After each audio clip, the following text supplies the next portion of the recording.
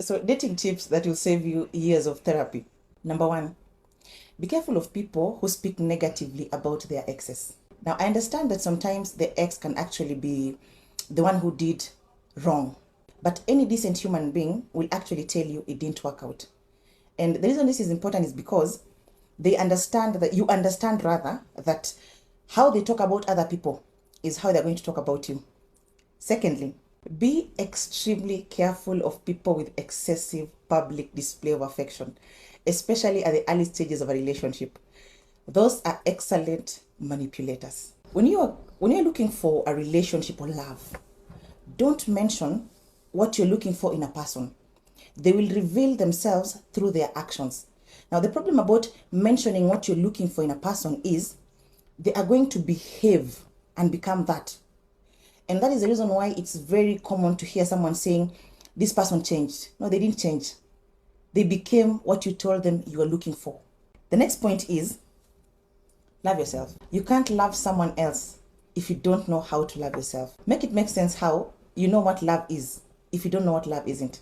The next and the most important point is, normalize dating people with the same intellect that you have.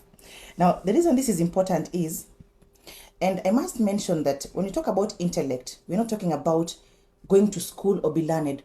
We are talking about different types of intelligence. We have emotional, we have social intelligence, adversity intelligence. If you cannot be with someone who can see things from a different perspective, you will suffer. Another point is, don't date when you're either broke, don't date when you have not healed your childhood traumas. It's like going grocery shopping when you're hungry. You'll always pick the wrong things. Another tip is, and this is most important, know when to leave. Normalize knowing when to leave. There's a Japanese proverb that says, when you get on the wrong train, leave at the first stop, because the longer the journey, the harder it is to leave. And this is not just about relationships, even jobs. Know when to leave. Second to the last point, never confuse generosity with richness. Someone can be rich but not generous. Someone who is generous is okay sharing the little they have. Lastly, the power of proximity.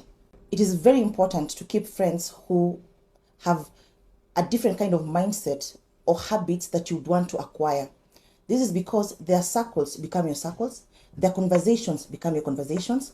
It's very important because our friends, they influence our thinking.